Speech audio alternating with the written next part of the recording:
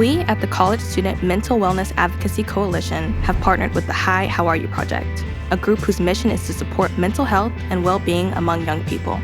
Together, we're here to help you identify and support students struggling with mental health with a program we call peer-to-peer support.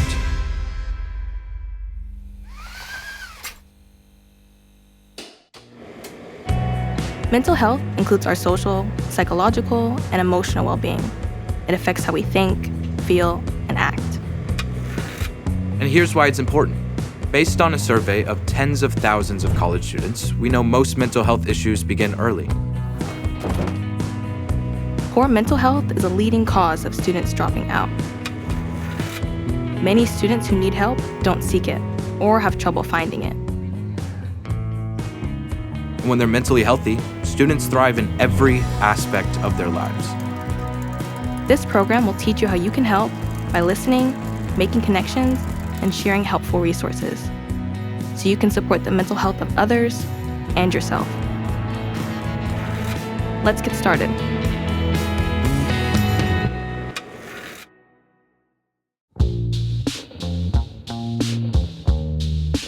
There could be many signs that someone needs help with their mental health.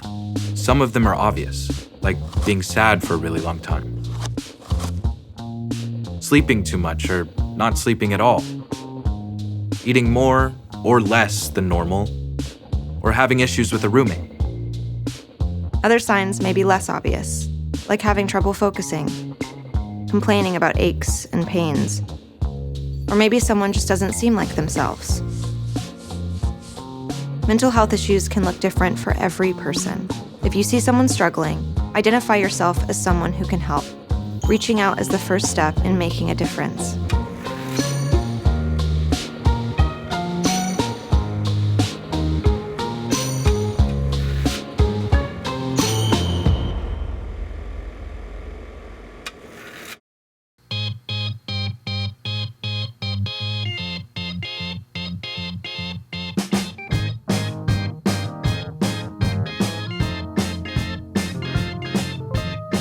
Stress is a part of every college student's life.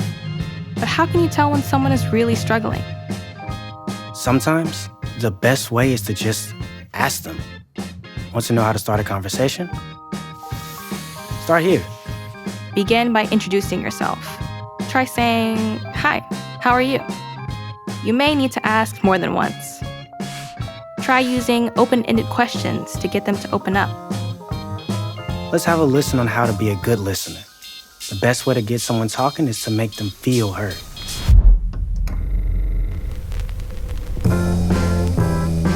Be attentive and fully present in the conversation.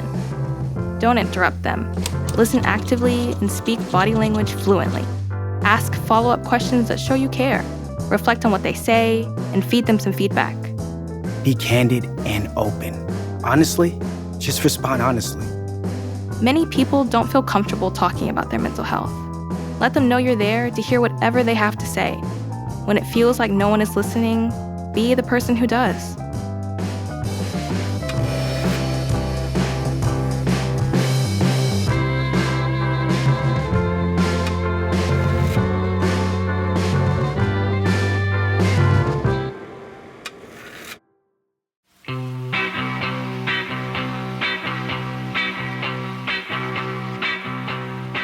Not everyone is the same. It's important to know how to relate to people who are different from you, Someone might come from a different background. Represent a different ethnicity. or just identify differently. Start by accepting the things that make them unique. Then, get to know them more by finding personal experiences that you share in common. Maybe you both know what it's like to miss friends and family, or go through a rough breakup, or just feel overwhelmed by school. Overcome differences and look to find common ground, and you'll find more ways to connect with someone who might really need it.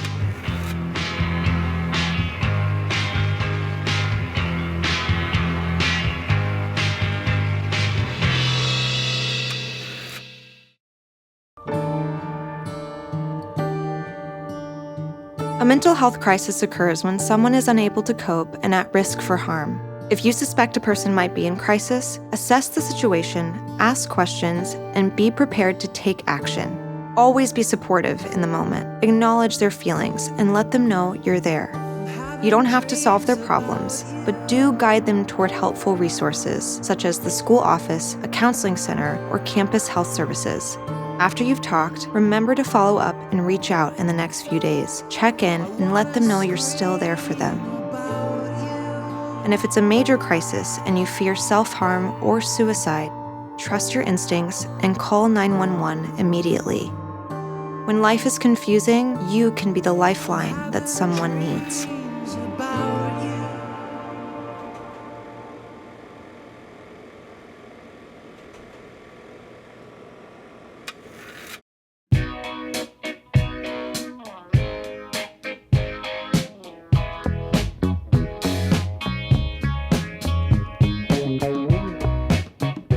Taking care of others can take a toll. To avoid burnout, always remember to take care of yourself.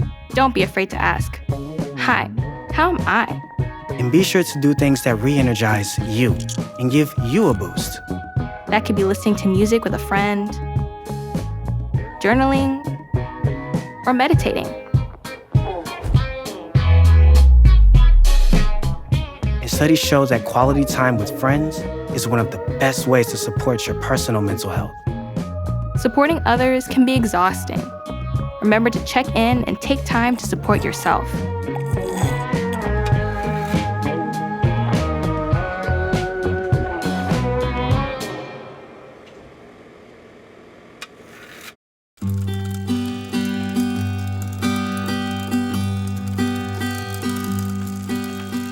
Remember, it's okay to talk about mental health. Know how to tell when someone needs help and ask them questions to learn more. Starting a conversation can be as easy as saying, "Hi, how are you?" Make a point to be a good listener. Work past your differences and find common ground. Discover new ways to connect with others. If you feel like someone is in crisis, trust your instincts and take action. And remember to always take care of yourself. This concludes the peer-to-peer support program. Thanks for taking the time to learn how to identify and support a student in need and support yourself.